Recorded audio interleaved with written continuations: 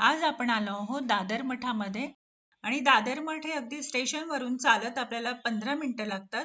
15 मिनिटातच आपण इथे पोहोचतो. आणि हे दादर वेस्टला आहे मठ. आणि हे स्वामींचे मठ 100 वर्षापेक्षाही जुने हे मठ आहे. आणि इथं आल्यावर आपल्या सर्व मनोकामना इच्छा पूर्ण होतातच अशी या मठाची ख्याती आहे. आणि या मठाच्या बाहेर बघा, खूप अशा दुकानं आहेत. तिथे सर्व पूजेचे साहित्य, आपल्या स्वामी सेवेसाठी लागणारे स्तोत्र ग्रंथ सर्व भेटतात.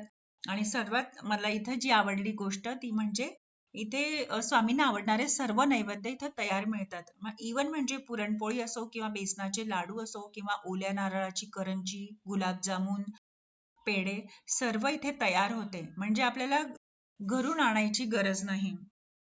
आणि इथे सर्व मी ज्या वेळेस हे पूजेचे सर्व साहित्य बघत होती दुकानांवर, तर असेच काही हे पुस्तकं बघत असताना मला एक खूप छान अशी गोष्ट बघायला मिळाली. याआधी मला त्याबद्दल काही माहित नव्हते. आणि इथं मला श्री अक्कलकोट स्वामी स्तोत्र महात्म्य मला पाहायला मिळाले. तर इतकं छोटस हे पुस्तक आहे ना, त्यामध्ये पण तुम्ही अगदी 10 मिनिटात वाचू शकतात. ज्यावेळेस तुम्हाला स्वामी चरित्र सारामृत वाचायला वेळ नसेल त्यावेळेस तुम्ही वाचू शकतात.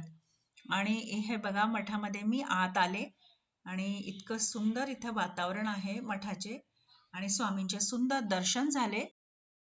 पण हा, इथे मी व्हिडिओ थोडा लांबूनच शूट केला आहे, कारण मठामध्ये थोडी गर्दी होती.